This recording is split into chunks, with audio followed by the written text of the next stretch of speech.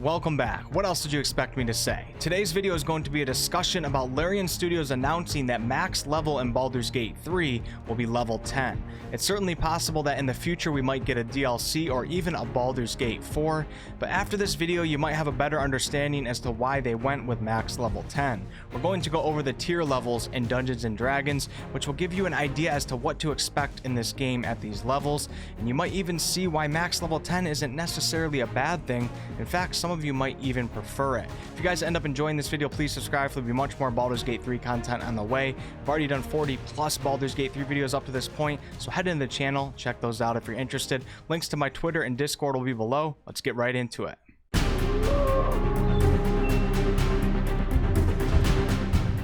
For those of you who are unfamiliar with Dungeons & Dragons, the classic tabletop role-playing game, in modern-day 5th edition D&D, the max level a character can reach is level 20.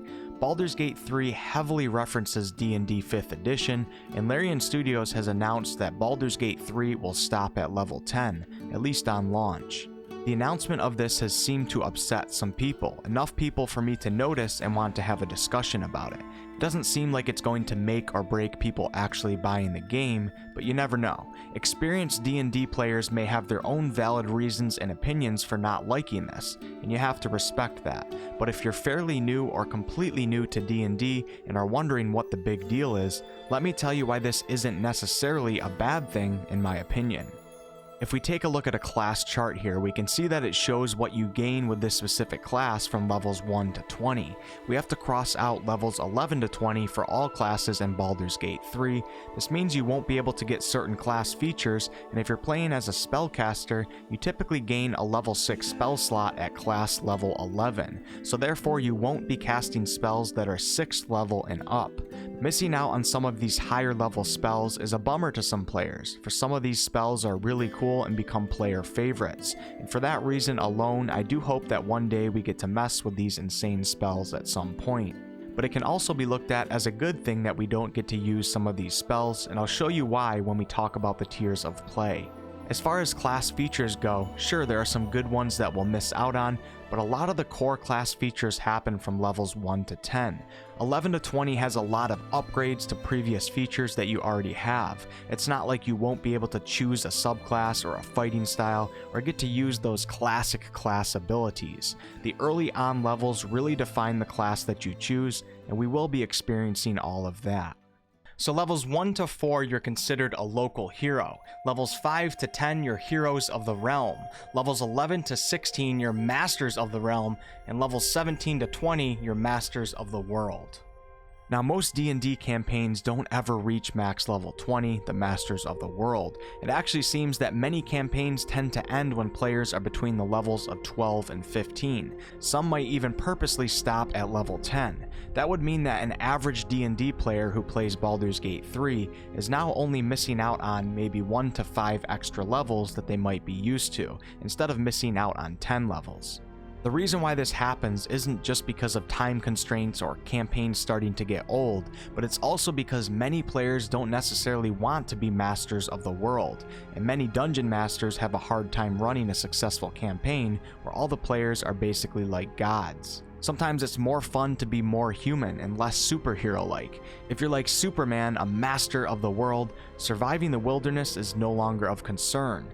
Bar fights, that's a joke. Taking on 100 humans with guns, it's still a joke. Taking on thousands of giants, yup, still a joke. So where's the fun? Well, of course the fun comes when you fight other godly-like beings, but it can also get a little ridiculous, exaggerated, and sometimes too easy. Let's go over the 4 tiers, focusing more on tiers 1 and 2, and give some examples. After this, you might understand why I'm personally excited that Baldur's Gate 3 is staying within the first 2 tiers.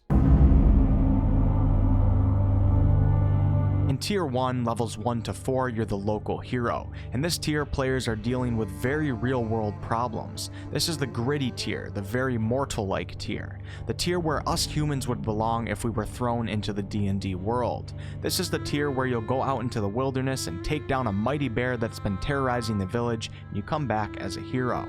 This is a tier where a goblin can certainly take you out if you're not careful. Now, you're not just a regular individual walking around though. You are extremely talented compared to most around you. You're above average. In the real world, think of successful athletes or highly intelligent scientists. These types of people would make the lower parts of tier 1. Game of Thrones is a great example of tier 1 type characters, and it's one of the most successful shows ever made. People enjoy the risk of being or watching fragile and mortal characters, for it creates challenges that many can relate to, and there's almost a constant fear of slipping up and losing your life. No one in the real world is really higher than a level 3 or so D&D character, and I'm being generous here. In tier 1, the thought of a dragon should really scare you. Ogres and giants are a big deal. In fact, running or hiding might be the best option in some of these situations if you're not prepared.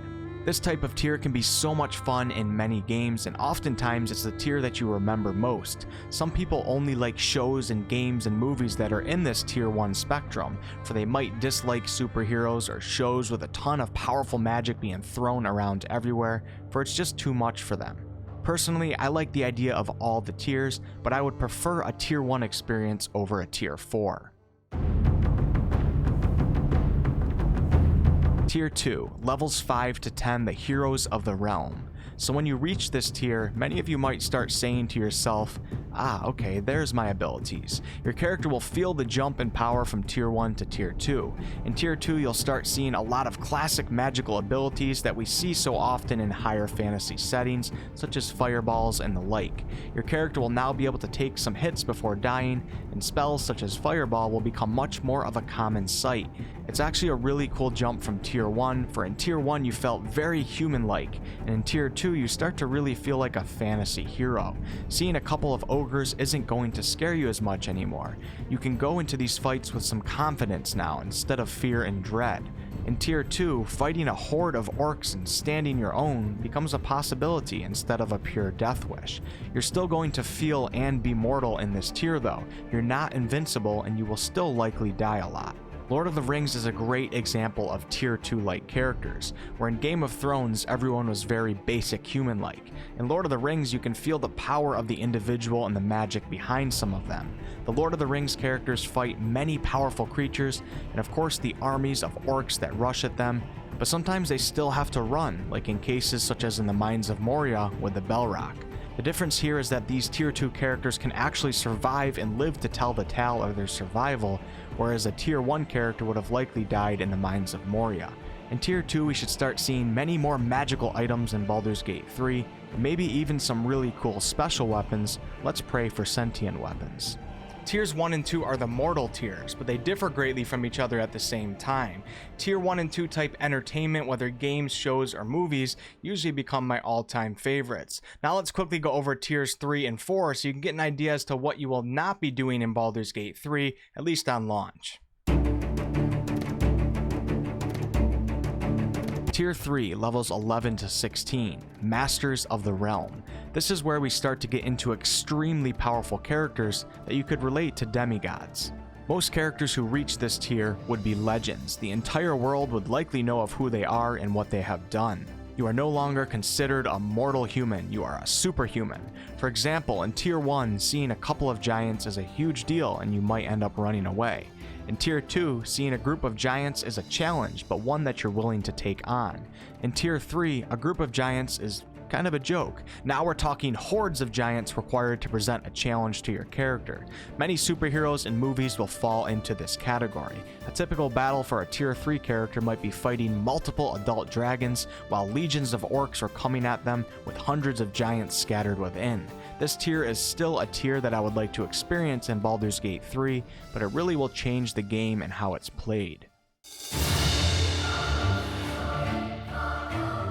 Tier 4, levels 17 to 20, Masters of the World.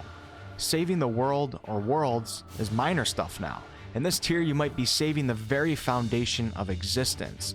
This is the battle of the gods. One good way of looking at this tier might be to think about the Greek gods fighting the Titans. The results of these tier 4 conflicts basically define the order of the universe, or universes. In tier 4, destroying entire cities by summoning meteors is all too much of a possibility. Coming back from the dead might be no problem at all. It's a completely insane tier and can be very hard to do a campaign in Dungeons & Dragons for. This can be really cool, but yeah, we're talking almost an entirely new game series in this tier, and the city of Baldur's Gate is kind of like a bunch of ants now. So is it starting to make more sense why Baldur's Gate 3 is max level 10? Tiers 3 and 4, mainly 4, become absolutely crazy. You're playing almost an entirely new game at this point. I do love the idea for all of these tiers, but like I said before, I would choose tier 1 and 2 over tier 3 and 4, for I really do enjoy the experience of feeling and being mortal at the same time as being a hero.